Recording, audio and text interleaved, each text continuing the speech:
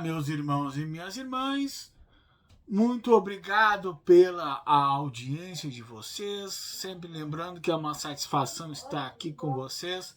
Sempre lembrando que é uma satisfação ter vocês como ouvintes do nosso trabalho, né? E dizer que é sempre bom contar com, com vocês no sentido assim, de que vocês aprenderam um pouco com a gente aqui. A gente não é dono da verdade, como a gente sempre fala, e buscar esse entendimento sempre com vocês é muito bom, é muito gratificante para mim.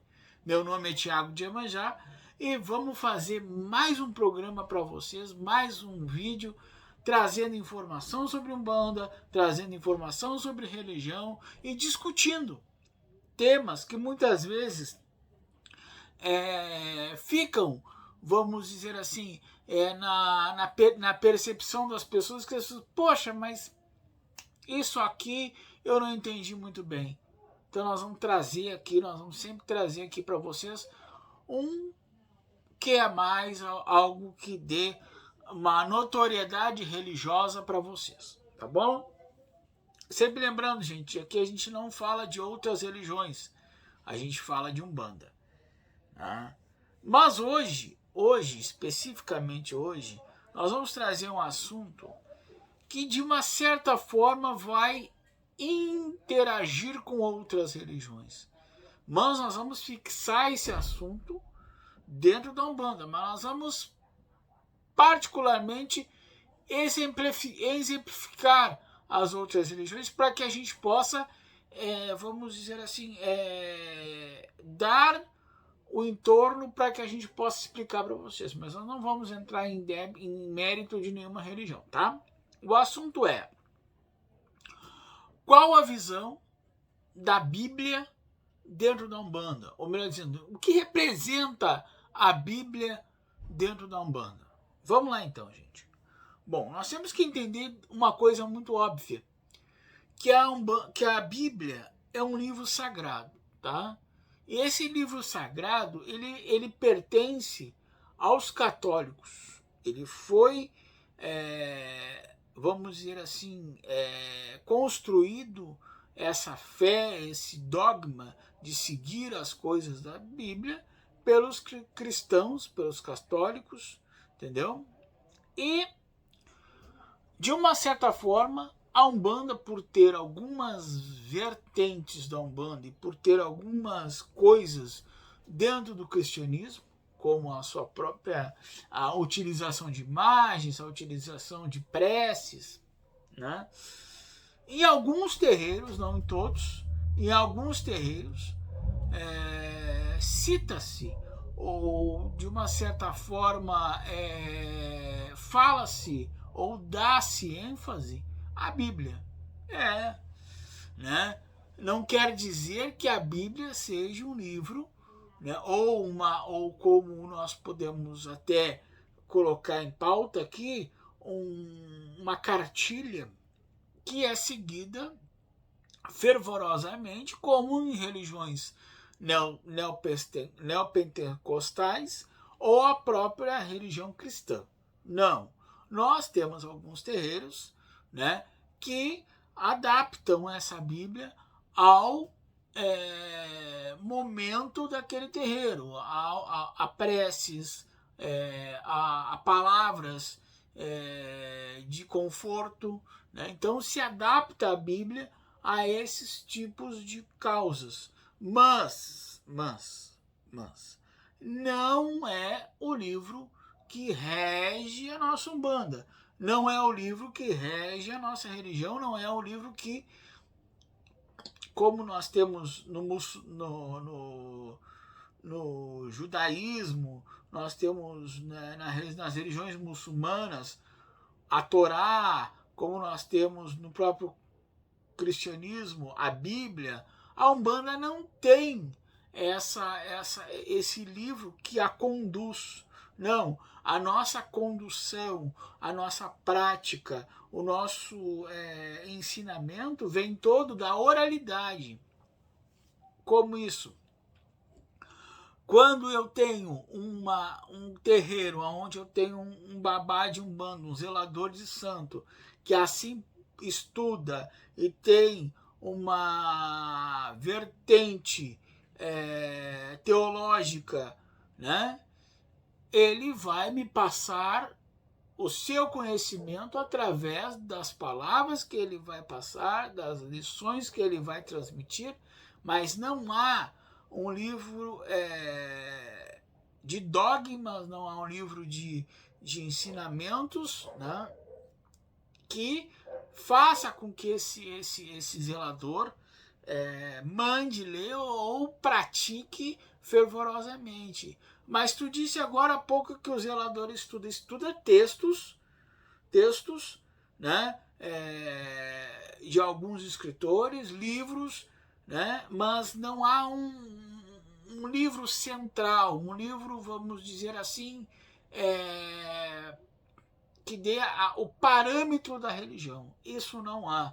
O que há o parâmetro da religião, como eu falei agora para vocês, é a oralidade de babás e as que contam para nós, desculpa, situações e causos aonde nós assim aprendemos. E os próprios fundamentos são passados de pessoas mais antigas, pessoas mais experientes, que nos atraem, né, pela sua confiabilidade, e aí passam de forma didática, né, e aí automaticamente transpondo isso que a gente aprende como se fazer a Umbanda. Então, aquela coisa de eu estou com dúvida nisso, vou lá e procuro no catálogo X ou Y. Não existe isso. Não existe fórmula para fazer as coisas. Existe a oralidade. Mas a Bíblia, Tiago, tu falaste agora há pouco que a Bíblia ela é, de uma certa forma, em alguns terreiros, claro, utilizada para, vamos dizer assim, ter alguma forma de conhecimento. Sim, porque quando você fala, vejam bem, quando alguns terreiros mencionam Oxalá como um grande mestre, né? Como nós mencionamos como um grande orixá, alguns terreiros trabalham em cima como Jesus como um grande mestre. Isso se baseia-se muito no kardecismo, né? Se utiliza, né, a questão da Bíblia como amparo, né, de situações e de evangelização daqueles irmãos. Porque o ato de evangelizar não é só do catolicismo, não é só das igrejas pentecostais, não. Nós também evangelizamos. No nosso propósito teológico, nós também evangelizamos, porque a palavra evangelho, né, ela é dentro do contexto de ensinar a religiosidade conforme o conhecimento daquele que ensina, entendeu?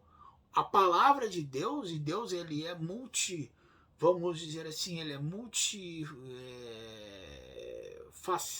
multifacial, vamos dizer assim, que ele é Oxalá para alguns, Jesus para outros, Maomé para outros. Então ele é o Messias, ele é o detenedor de várias culturas num só contexto, a palavra Deus, né? E a Bíblia em si, ela parte do princípio que ela é o contexto de Jesus, no caso, vamos tratar assim, tá? Para os católicos. Para os católicos. Mas, como eu falei, no caso de nós termos uma Umbanda mais kardecista, nós temos o Evangelho, ou seja, nós temos o ensino segundo o Espiritismo, que muito se adequa a questões bíblicas, a participação de questões do nascer, viver e morrer e reencarnar, né, na questão bíblica, entendeu? Então essa parte aí é uma Umbanda que encara a Bíblia como um suporte de auxílio. Eu tô com uma coceira no meu nariz, tá? Desculpa, tá, gente? Como um suporte de auxílio, tá? Aonde também é uma agregação, tá? Para que a Umbanda possa se formatar. É o que eu pratico? Não, não é o que eu pratico. Por quê? O que é para mim a Bíblia? Um livro teológico muito bem escrito, muito bem formatado, que conta a história da humanidade, a história da crença da humanidade e faz elevar certos parâmetros teológicos aonde uns creem, outros não creem. No meu caso, com todo respeito, entendeu?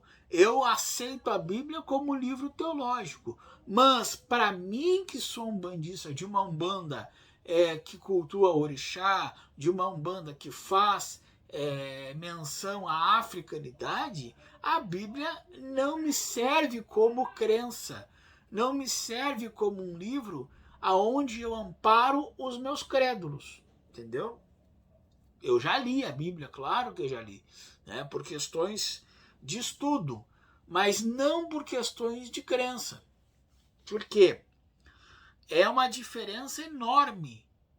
É uma diferença enorme quando você trabalha em cima de orixá, quando você trabalha em cima do panteão africano, quando você trabalha em cima da teologia africanista e insere ela dentro da questão da Umbanda e da religiosidade afro-brasileira, você tende a não ter um contato mais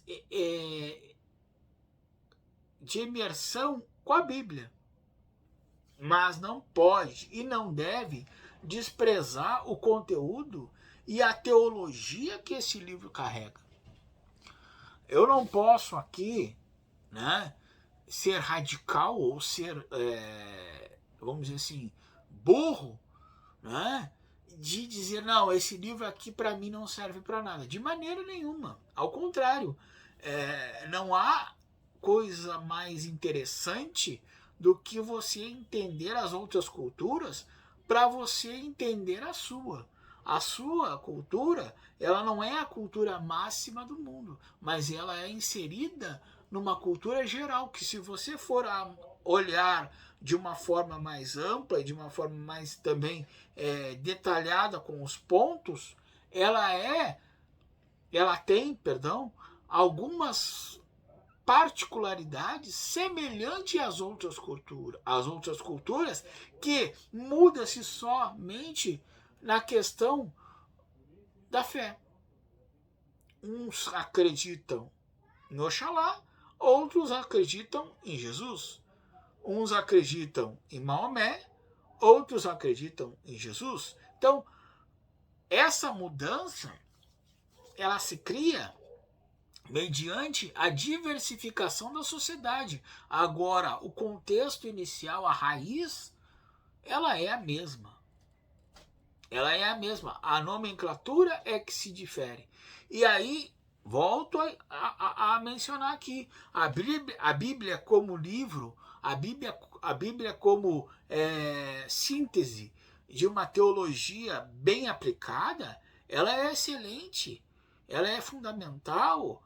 Por exemplo, eu passei por um período da minha vida onde eu estudei o kardecismo e eu notoriamente tive um contato mais apurado com a Bíblia porque eu precisei estudar, né, o Evangelho segundo, né, os livros que a Bíblia trazia, porque ali na Bíblia, para quem não conhece, são vários livros, Mateus, né? Eu não vou saber todos, tá, gente? Mas são vários capítulos, várias passagens do livro Máximo que contam a história de Jesus.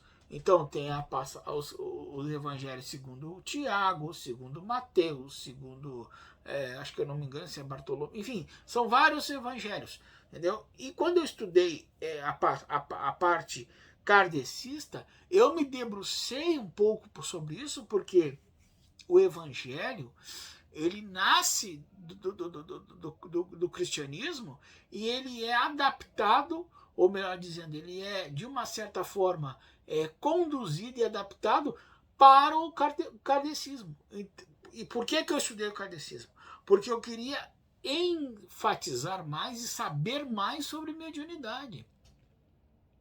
E não é nenhuma, vamos dizer assim, nenhum erro isso.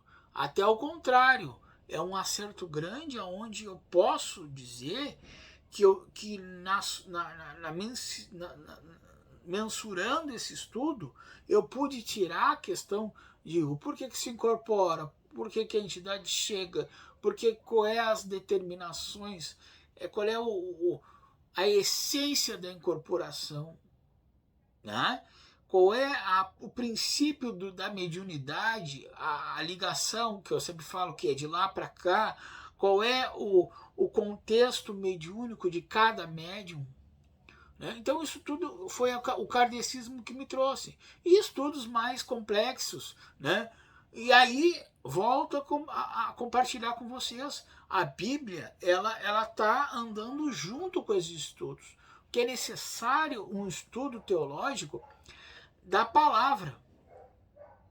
Né? É necessário um estudo teológico do contexto cristão, porque, fazendo uma analogia geral, né, o cristianismo ele é uma religião que se funde com a Umbanda. Não só pelas imagens do Congar, mas por algumas preces e algumas práticas, como eu falei no início do vídeo, que são utilizadas quando a gente faz um Pai Nosso, quando a gente faz uma Ave Maria, quando a gente faz uma oração de Cáritas, né? Quando a gente faz alguns pontos de Umbanda que tem a menção a Jesus, principalmente pontos quando a gente cita o povo do Oriente, é notório e vamos dizer assim, comprovado que a Bíblia é fundamental para o entendimento teológico dessa parte da Umbanda. E em nenhum momento a gente pode desprezar, porque o ensinamento ele é contextual, ou seja, uma coisa puxa a outra. Você estuda uma coisa para poder entender um contexto geral daquilo que muitas vezes aquele momento te traz. Ora, por que existem pontos na Umbanda, né, que falam de Jesus, citam Jesus como mestre? Umbanda? Então, de uma certa forma, o entendimento dessa cultura ela tem que ser entendida através do propósito cristão. E aí a gente, para entender isso, a gente tem que levar esse contexto até o estudo bíblico. Não quer dizer que a Bíblia citada ela é um livro fundamental, não. Ela é mais um texto de apoio para nós umbandistas. Agora, o que eu, Tiago, me pronuncio? No sentido de utilizar isso no dia a dia? Não, porque não é o contexto ritualístico da Umbanda não comporta a utilização da Bíblia. Né? Não há um espaço teológico para isso. Estudei, tive esclarecimentos, mas quando assim me iniciei na Umbanda e tive contato com os terreiros, pude observar que a questão africana e a questão da mitologia afro dentro do culto da Umbanda ela está muito mais presente do que a questão cristã. É uma mistura, sim, claro, mas com as proporções, a questão africana e a questão indígena sobrepõe a questão cristã. Tá? Então, a Bíblia, no nosso ponto de vista, ela é um livro de uma forma muito bem elaborada, tá? Ah, mas é um livro que é a palavra de Deus. Sim, mas alguém escreveu. Algum ser humano escreveu. Né? Alguém lá foi lá, editou, né? Eu digo editou porque, né, estou usando palavras contemporâneas. Alguém recebeu o Espírito Santo e escreveu a Bíblia. Isso nos tempos primórdios. E até hoje ele é considerado um livro teológico de suma importância. Agora, para nós, umbandistas, a visão que ela nos traz é de pesquisa, é de estudo, é de elaboração do conceito religioso. Agora, como segmento de fé, aí não, porque daí nós vamos deixar para os cristãos, né? Para o católico, né? Para o cristão católico, o cristão pentecostal, né? Que eles utilizam essa Bíblia. Nós não, nós utilizamos nossos orixás, nós utilizamos os nossos conhecimentos através da oralidade dos nossos babás, mas em parte de estudo, sim. Em parte de estudo, nós estudamos os livros porque esses livros contêm situações onde nós precisamos conhecer os outros para nos conhecermos, como eu disse no início do vídeo. Entendeu? Deixa eu ver o nosso tempo. Tá. Então, gente, às vezes eu fico assim pensando ou refletindo no sentido assim, desprezar qualquer teologia, sendo ela que for uma teologia budista, uma teologia cristã, uma teologia pentecostal, uma teologia afro-brasileira, uma teologia umbandista, ela é extremamente desagradável. Por quê? Porque conhecer a minha religião, ela é fundamental. Conhecer a religião dos outros não quer dizer que eu vá migrar para a religião dos outros. Não. Conhecer a religião dos outros quer dizer um conhecimento maior das religiões e da teologia, certo?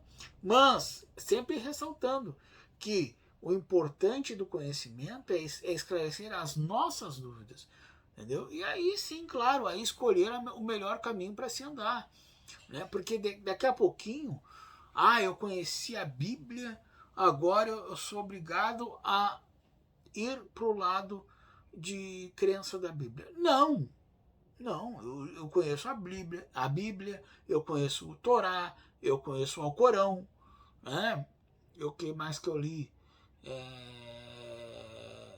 Eu acho que é isso.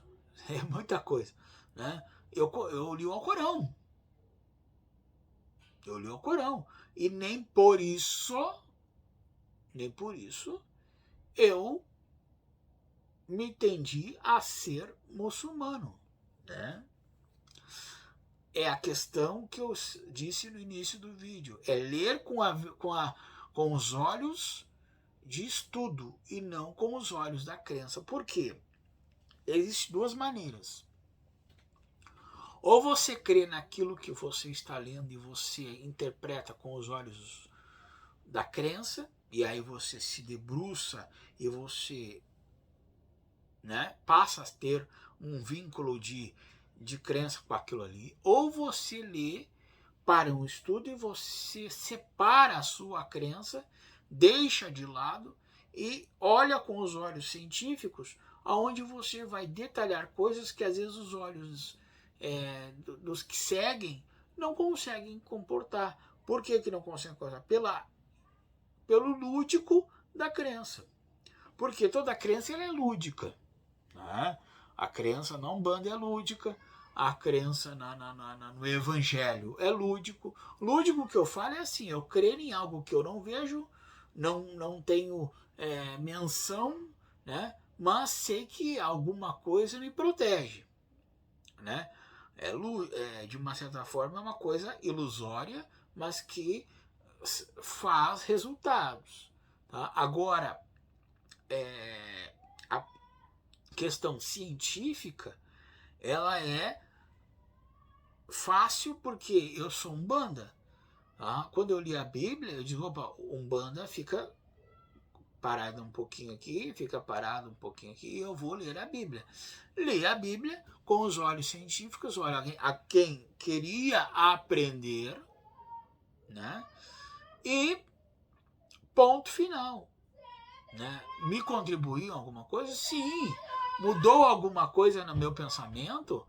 Alguma coisa sempre muda, porque a gente não é, né? A gente tem sempre um olhar, né? Mas, vamos dizer assim, quando você lê um livro desse, você tem sempre um olhar mais apurado, né? Você espera alguma coisa, mas não houve, por exemplo, uma quebra dessa fé na Umbanda porque eu li a Bíblia ou li o Alcorão, né? Então, essa questão que eu quero trazer para vocês. Então, o olhar da Umbanda nesses livros são plenamente uma parte de estudo e não uma parte carregada com sentimentos de fé e de adoração. Né? Claro, como eu falei, tem casas mais de Umbanda kardecistas que fazem uma analogia mais de crença por questões do evangelho e questões que a casa cultua. Agora, nós, a Umbanda, que nós trabalhamos em cima com orixás, nós não. Nós temos, de uma certa forma, o compromisso, né, de sempre ler e protagonizar os orixás, né? E com eles os caboclos e os guias, né? Agora é claro que nós não podemos ignorar, como eu falei, e nem defamar os outros, né? Seria burrice nossa, seria algo que, de uma certa forma, algumas pessoas fazem, mas a gente não faz. Eu sempre ensino que tudo que é dos outros é tão bom quanto o que a gente tem. E se a gente não tem aquilo que o outro tem, é porque o merecimento ainda não foi merecido. Né? Então a gente não pode almejar algo que ainda a nós não está, né? Eu não tenho, ainda não cheguei no patamar, né, para receber aquilo ali. Né? Ou ele tem alguma coisa ali, mas é tão bom quanto o que eu tenho aqui. Né? Faz efeito aqui para ele, faz efeito para mim. Né? Da forma que é a crença. Tá? E o crer ele é muito versátil porque a crença ela pode ser a mesma com ideologias diferentes, mas é a mesma coisa para o fulano e mesma coisa para o Beltrano, sendo que um reza para Jesus e o outro reza para Oxalá. Um utiliza a Bíblia e o outro utiliza o ensinamento dos babalorixás. Né? Eu, né, aí é uma coisa minha, não tenho costume de ir em igreja. Eu tenho amigos que são bandistas que vão em igreja. Na minha concepção, eu acho que não fecha. Minha concepção, tá? Minha avaliação. Eu acho que eu cultuo o orixá, tá? Já fui muito em igreja, né? Já fui muito em igreja, já ouvi muita palavra dos padres, já fui em templo evangélico também, mas quando você se inicia e você se propõe a carregar um cargo e a carregar um orixá no pescoço, você diz, opa, pera um pouquinho, agora já não cabe mais essa imersão em outras religiões. Cabe sim o estudo, o respeito, né? E vamos dizer assim, houve Deus que me perdoe, um falecimento de alguém, tem a tal de missa de sétimo dia. Tá, tudo bem, até dá para ir. Agora, eu não vejo a missa de sétimo dia como um dogma da Umbanda.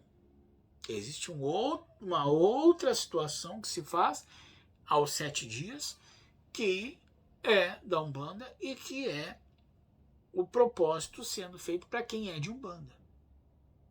Tá?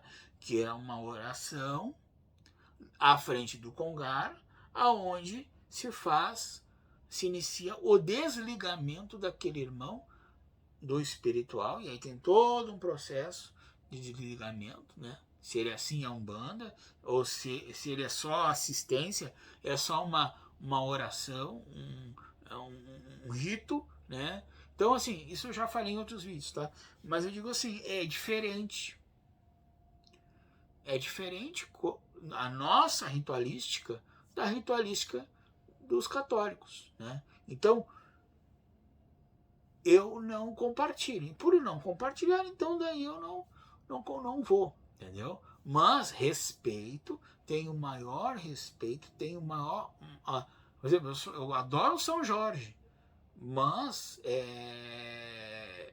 sei que é algum, mas se eu, vamos por vir a ir na igreja para ter um contato com o São Jorge, eu vou tratá-lo como São Jorge, não como Ogum, porque o Ogum está no meu terreiro.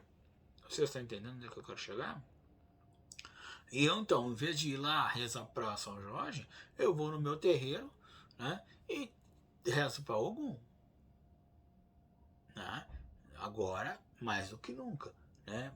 Então, são essas mudanças na vida da gente que a gente traça caminhos, e aí não é dispensar a cultura, não, é saber que aquilo existe, mas optar. Eu li a Bíblia, mas eu optei por ser Umbanda. Você tá entendendo? Então, deixa eu ver aqui nós aqui. Ok. Então, gente, o que eu quero dizer para vocês é que a visão da Umbanda sobre a Bíblia é de um livro teológico, de um livro importantíssimo, mas, para nós, um livro que só serve para estudo, não para uma crescente de teologia e de crença. Não, nós cremos, e aí eu estou falando da Umbanda que eu pratico, nós cremos nos orixás. Tá? Nós cremos nas nossas entidades, nós cremos no nosso panteão. Agora, claro que nós não somos burros de não ler e de não estudar as outras crenças, porque a partir daí nós temos uma visão mais ampla e mais minuciosa daquilo que nós estamos falando para vocês. Tá bom? Sendo assim, né, eu agradeço a todos, gente. Agradeço. Que os orixás iluminem a todos. Quero dar uma notícia. Gente, nós estamos finalizando outubro. Dia 2 de novembro não tem agenda de jogo. Por quê? Finados. Finados a gente não joga, tá, gente? Finados não dá para jogar.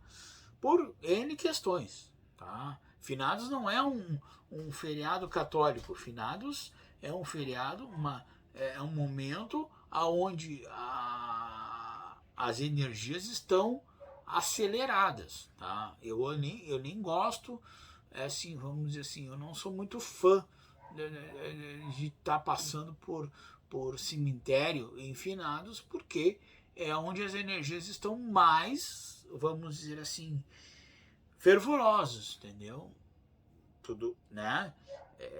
Espiritualmente é um dia diferente, entendeu? Até porque há uma concentração muito grande de pessoas, né? Com aquela dor, daquela perda, né? Então há uma remoção, não é remoção que eu queria falar, há sabe, uma troca de energia muito grande e aquilo ali ferve. Entendeu? Então eu prefiro não me aproximar desses locais. Então, o jogo também é a mesma coisa. A gente mexe com a energia. E é um dia que a energia está muito forte. Então, eu prefiro não jogar. Então, o jogo retorna dia 3 de outubro. Tá? Mas não adianta vocês me ligarem dia 3 de outubro. Vocês têm que me ligar antes. Vocês podem me ligar dia 2? Pode, pode, eu atendo vocês dia 2 para marcar. Então vocês marquem, né? Marquem a sua consulta dia 2, dia 1, dia 2, dia 3, dia 4, mas no dia 2 de novembro não haverá consulta. E no dia 3 só não haverá consulta na parte da tarde. Tá? Então haverá consulta das 5 horas às 8 horas da noite. Tá? Por quê? Porque eu tenho um compromisso e eu não vou conseguir atender o povo até esse horário. Então, até às 5 da tarde, tá? Das 5, 6, 7 e 8 são os horários do dia 3. Tá? Eu não posso até às 4, mas eu vou confirmar, tá? Aí depois eu mando um recado lá no Facebook. Aí quem marcar comigo vai saber, ó, Thiago, eu quero marcar para tal horário, né? O Búzio, não tem problema. Mas a princípio é 5, 6, 7 e 8 horas da noite, tá? Para jogar. E depois, nos outros dias, tranquilo, vamos embora, tá? Mas assim, ó, gente, o melhor que vocês fazem, manda o WhatsApp para mim, o WhatsApp vai estar na descrição do vídeo aqui. WhatsApp, horário, tudo certinho para vocês mandarem para mim, tá? Manda tudo para mim.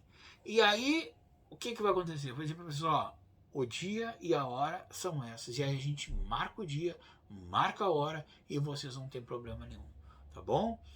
Eu quero agradecer de novo, quero dizer que vocês são maravilhosos, desejar para vocês um excelente final de semana, tá? E o meu beijo, meu saravá para vocês e até semana que vem, se Deus e os orixás assim permitirem.